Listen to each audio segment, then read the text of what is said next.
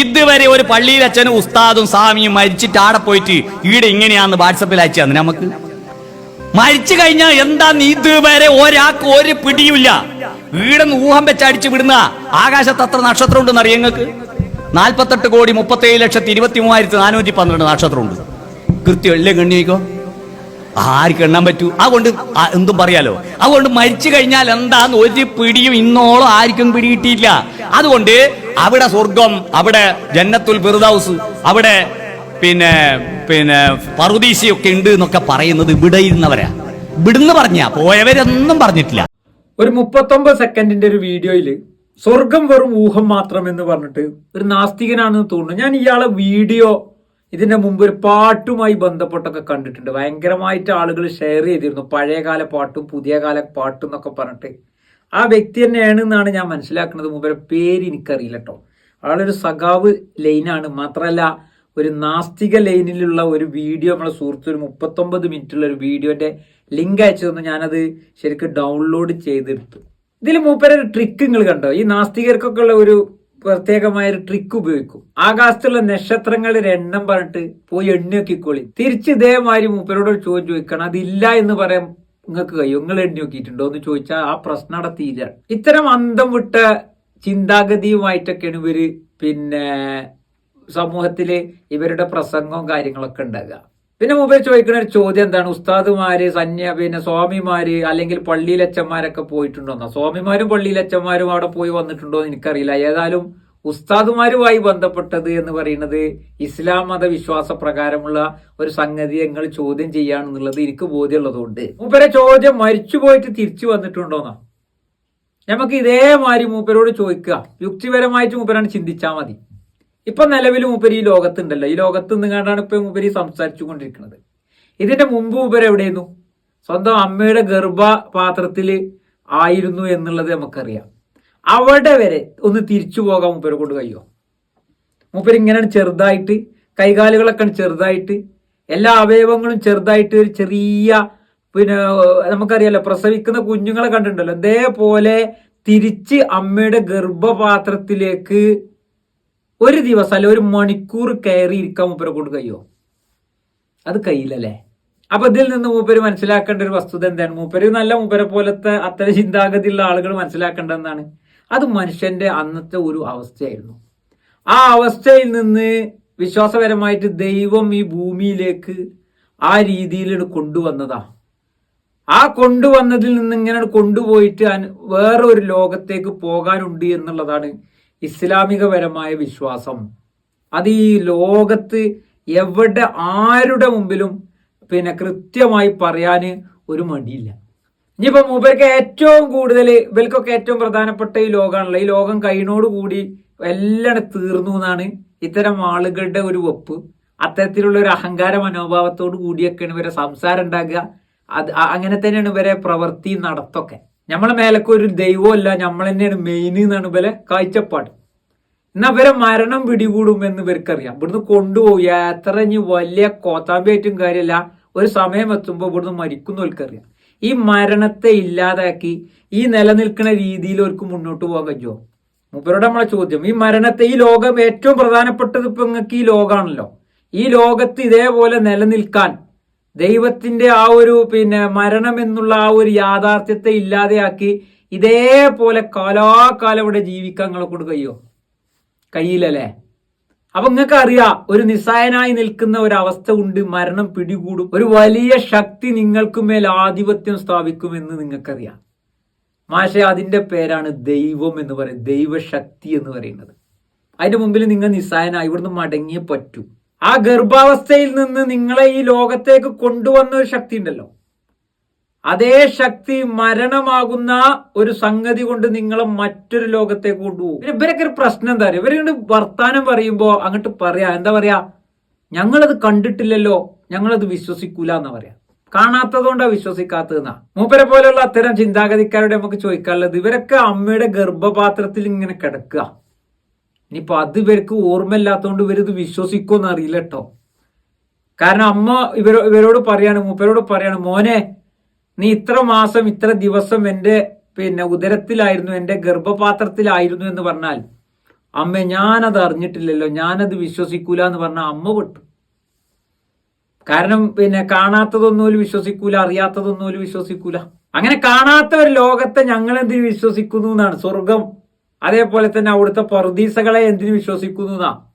അപ്പൊ ഗർഭാവസ്ഥയിൽ ഇങ്ങനെ കിടക്കുമ്പോ കൈയുണ്ട്, കാലുണ്ട്, രാവിലെ ജോക്കിങ്ങിന് പോണ്ട, സൈക്കിൾ ചവിട്ടണ്ട, പാലിന് പോണ്ട, അരി സാമാനം വാങ്ങാൻ പോണ്ട, ചോറ് വാരി കഴിക്കണ്ട, ചായ കുടിക്കണ്ട, പാല് കുടിക്കണ്ട, സിഗരറ്റ് വലിക്കണ്ട. പക്ഷെ ഗർഭാവസ്ഥയിൽ ഈ പറഞ്ഞ കാലും കൈയൊക്കെ ഉണ്ട്. സത്യത്തിൽ അതൊരു എക്സ്ട്രാ അല്ലേ?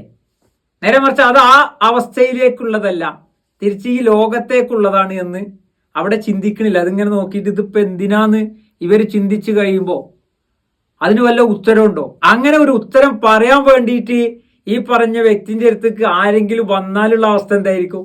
അവര് പറയാണ് ഈ വ്യക്തിയോട്, ഈ പറയപ്പെട്ട വ്യക്തിയോട്, ഇദ്ദേഹത്തിന്റെ പേര് എനിക്കറിയില്ല, അതാണ് പ്രശ്നം.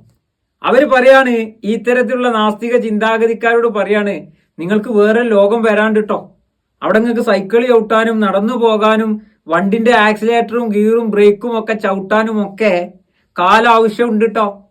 ഭക്ഷണം കഴിക്കാൻ ഈ ഇങ്ങനെയാണ്, ഇതുകൊണ്ടാണ് ഭക്ഷണം, കൈകൊണ്ടാണ് ഭക്ഷണം കഴിക്കട്ടോ എന്നൊക്കെ പറഞ്ഞാല് ഇവരെന്താ പറയാലോ, കാണാത്തത് എങ്ങനെ ഞങ്ങൾ വിശ്വസിക്കാന്ന് വെച്ചു. അതിന്റെ ഉള്ളിൽ തന്നെ ഇവർ ഈ പണിയെടുക്കും.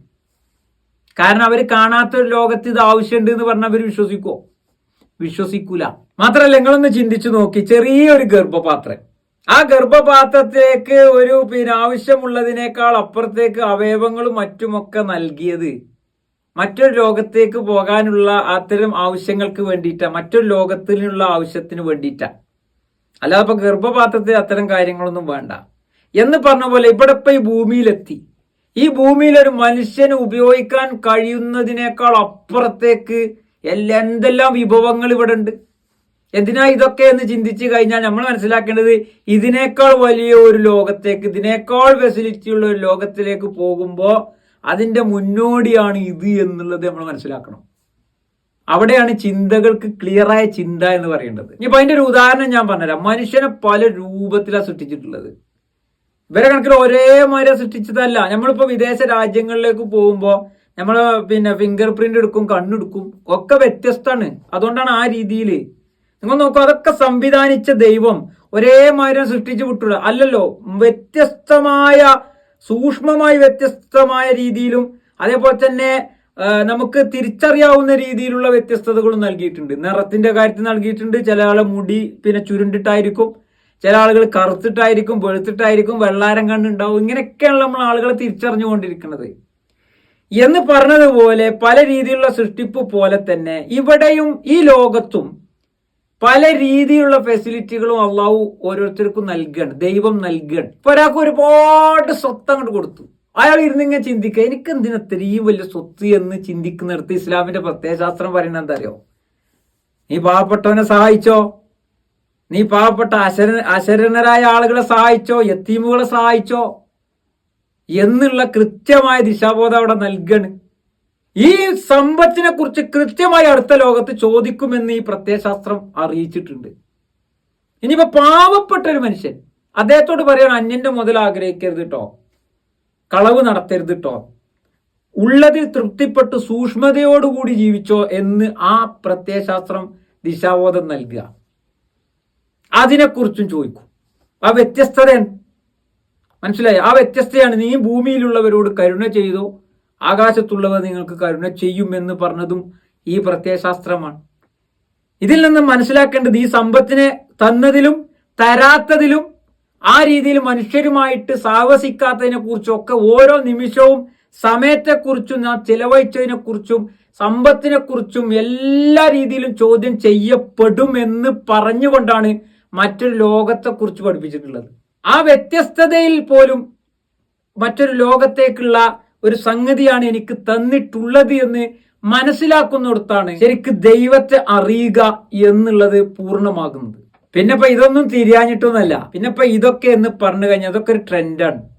ഞാൻ അതിന്റെ മുമ്പ് ഇദ്ദേഹത്തിന്റെ ഒരു വീഡിയോ കണ്ടതുമായി ബന്ധപ്പെട്ട് അതിൽ അദ്ദേഹം പറയുന്നുണ്ട്, ഡാഡി മമ്മി ഇന്നത്തെ കാലത്തെ പാട്ട് എന്ന് പറഞ്ഞിട്ട്, ഡാഡി മമ്മി വീട്ടിലില്ല, തടപ്പോടെ യാറുമില്ല, വിളയാട് ഓമാ പുള്ളേ ബില്ലാടാ എന്നാണ് കുട്ടികൾ പാടുന്നതെന്നാ. പണ്ടത്തെ പാട്ട് അങ്ങനെ അല്ലായിരുന്നു എന്ന് പറഞ്ഞിട്ട് ഒരു പ്രണയത്തിന്റെ പാട്ടും ഇവർ പറയുന്നുണ്ട്. ഈ കോലത്തില് ഇത്തരത്തിലുള്ള പാട്ടുകൾ ഇറങ്ങുന്നത് നിങ്ങളെപ്പോലെയുള്ള നാസ്തികരുടെ ആ ചിന്തകളെ എടുത്തുകൊണ്ടാണ്. നേരെ മറിച്ച് ഇസ്ലാമിന്റെ പറയപ്പെട്ട പ്രത്യയശാസ്ത്രത്തെ ഉൾക്കൊണ്ട ആളെന്താ എഴുതുക? മനുഷ്യ നീ മറന്നിടുന്നോ, മസ്താടി നടന്നിടുന്നോ, ധനമോഹം കവർന്നിടുന്നോ, ദുനിയാവ് വിടൂലെന്നോ നെയ്തു. മറ്റൊല്ലെന്താ എഴുതുക? ദാടി മമ്മി വീട്ടിലില്ല, തടപോടെ ആരുമില്ല, വിളയാട് ഓമാ പുള്ളേ ബില്ലാടാ. കാരണം ഈ ലോകം കഴിഞ്ഞാൽ കഴിഞ്ഞു, അതുകൊണ്ട് വിളയാടുക. ബില്ലാടനായാലും വേണ്ട, ഉല്ലാടനായാലും വേണ്ടില്ല, അങ്ങോട്ട് വിളയാടുക. സമൂഹം തകർന്നു, കുടുംബം തകർന്നു, പിന്നെ വ്യക്തിബന്ധങ്ങൾ തകർന്നു, മൊത്തം തകർന്നു. നേരെ മറിച്ച് നമ്മൾ ഇത്തരം ദൂർത്തും ഈ പറയുന്നത് പോലെ മസ്താടി നടക്കണ്ടട്ടോ, ധനമോഹം വേണ്ടട്ടോ, ഈ ദുനിയാവിലെ കുടിമുറുക്കണ്ടട്ടോ, അരണണ്ടിട്ടോ, വേറൊരു ലോകം ഉണ്ടിട്ടോ എന്നാ കൊടുത്തത്. അപ്പൊ അങ്ങനെയാണ് അത്തരം ആശയം ഉൾക്കൊണ്ട ആളുകൾ എഴുതുക. ആ പ്രിയ സഹോദരരെ, കനിവാലയത്തീമോരേ, പരിപാലകരാണോരേ, പദവികളതും ഏറെ എന്നെഴുതും. ഇസ്ലാമിന്റെ ആശയം അറിഞ്ഞോലെ അങ്ങനെ എഴുതുക. യത്തീമുകളെ സഹായിച്ചോളി, നിങ്ങൾക്ക് ഉന്നതമായ പദവി ഈ പറഞ്ഞ ലോകത്ത് ലഭ്യമാകൂട്ടോ, അങ്ങനെയാണ് എഴുതി കൊടുക്കുക. അല്ലാതെ ഡാഡി മമ്മി വീട്ടിലില്ല, അതേപോലെ തന്നെ എന്താണ് നെയ്ലന്റെ മൂത്തമ്മ കാലകത്തി വെച്ചപ്പോ കരിപിടിച്ച തത്തമ്മ എന്നൊക്കെ പറഞ്ഞിട്ട് ഈ രീതിയിലുള്ള പാട്ടൊന്നും അത്തരം ചിന്താഗതിക്കാർ എഴുതൂല. കാരണം ഈ നാസ്തികരൊക്കെ സമൂഹത്തിൽ ഉണ്ടാക്കിയത് ആ രീതിയിലാണ്.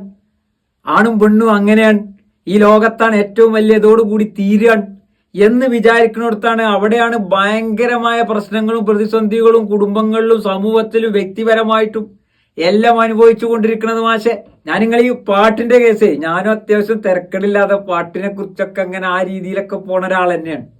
അപ്പൊ ഇതിലൊക്കെ നിങ്ങൾക്ക് ചിന്തിക്കാനുണ്ട്, ആ രീതിയിൽ മനസ്സിലാക്കുക. പിന്നെ കുറെ ആളുകൾ ചോദിക്കും, ഇതൊക്കെ മുസ്ലിങ്ങളിൽ പെട്ട ആളുകളും ചെയ്യുന്നുണ്ടല്ലോ, അത് ഇസ്ലാമിന്റെ കുറ്റമൊന്നല്ല. ആശയം കൃത്യ, അത് വന്നതും ഗർഭാവസ്ഥയുടെ മുമ്പുള്ളതും ഇനിയിപ്പോ വന്ന് ഈ ലോകത്തെക്കുറിച്ചും അടുത്ത ലോകത്തെക്കുറിച്ചും കൃത്യമായി പറഞ്ഞൊരു പ്രത്യയശാസ്ത്ര ഇസ്ലാമിന്റെ. വായിച്ചാൽ മതി, ചിന്തിക്കുക. എന്നിട്ട് മാഷെ, ഒരു മിനിറ്റ് നിങ്ങൾക്ക് ഒരു ആയുസിന്റെ ഒരു അല്പം നിങ്ങൾക്ക് കുറക്കാൻ കഴിയുമോ? ഒന്ന് തിരിച്ചു ഗർഭപാത്രത്തേക്ക് തിരിച്ച് കയറാൻ കഴിയുമോ? നിങ്ങൾ മരിച്ചു തിരിച്ചു വരുന്ന കാര്യം പറഞ്ഞല്ലോ, നിങ്ങളെ കൊണ്ട് കഴിയില്ലല്ലോ. ഇതൊക്കെ ഒരു അവസ്ഥയായിരുന്നു മാഷെ, മനുഷ്യരുടെ ഒരു അവസ്ഥ. ദൈവത്തിന്റെ കൃത്യമായ ഇടപെടലിലൂടെയാണ് നിങ്ങളും ഞാനും ഒക്കെ നടന്നുകൊണ്ടിരിക്കുന്നത്. നമുക്ക് അഹങ്കാരത്തോടു കൂടി എന്തെങ്കിലും തോന്നുക എന്നുള്ളതല്ല. ഈ നിങ്ങളെക്കാൾ, നിങ്ങളുടെ എത്ര വലിയ, നിങ്ങൾ വലിയ ഏത് വലിയ ആളാണെങ്കിലും നിങ്ങളുടെ മേൽ ആധിപത്യത്തിന്റെ ആ ഒരു മരണമെന്ന പിടിമുറുക്കം വരുന്നതോടുകൂടി നിങ്ങൾ നിസ്സഹായനാണ്. അവിടെ നിന്ന് നിങ്ങൾക്ക് ചെയ്തികളെ, നിങ്ങൾ ആരെയൊക്കെ അറിഞ്ഞും അതേപോലെ തന്നെ ആരെയൊക്കെ നിങ്ങൾ അനീതി കാണിച്ചിട്ടുണ്ടോ അതിനൊക്കെ നീതി പുലരുന്ന ഒരു ദിവസം ദൈവത്തിന്റെ മുമ്പിൽ ഉണ്ടാകുമെന്നുള്ളത് കൃത്യമാണ്. അല്ലെങ്കിൽ എവിടുന്ന നീതി കിട്ടുക? പിന്നെ നിങ്ങൾ ആ ട്രിക്കൊക്കെ നല്ലതാണ്. ആകാശത്ത് എത്ര നക്ഷത്രം ഉണ്ട് അതാണ് വിശ്വസിക്കുക എന്നൊക്കെ പറഞ്ഞു കഴിഞ്ഞാൽ അതില്ല എന്ന് ആരെങ്കിലും പറയും. നക്ഷത്രം ഉണ്ട്, എത്ര ഉണ്ട് എന്നുള്ളത് നിങ്ങൾക്കില്ല എന്ന് പറയാം, നിങ്ങളത് എണ്ണി നോക്കിക്കണോ എന്നുള്ളതൊക്കെ തിരിച്ചു ചോദിക്കാം. ഇതൊക്കെ നിങ്ങളെ ട്രിക്കാണ്. അതൊക്കെ കുറച്ച് ആളുകൾ കേട്ടിങ്ങനെ ചിരിച്ചു പോകുന്നല്ലാതെ ചിന്തിക്കുന്നവനെ സംബന്ധിച്ചിടത്തോളം ഈ ലോകം നശ്വരമാണ് എന്നും അനശ്വരമായ ഒന്നിലേക്കുള്ള യാത്രക്ക് ഇടയിലാണ് ഞാനും നിങ്ങളൊക്കെ ഉള്ളത് എന്ന് കൃത്യമായി മനസ്സിലാക്കും. അപ്പൊ ഞാൻ നിങ്ങളോട് ആശയപരമായിട്ടാണ് സംഭവിച്ചത്. ഇസ്ലാമിനെ പഠിക്കുക, പഠിച്ച് വിലയിരുത്തുക എന്ന് ഓർമ്മപ്പെടുത്തിക്കൊണ്ട് നിർത്തുന്നു. നന്ദി.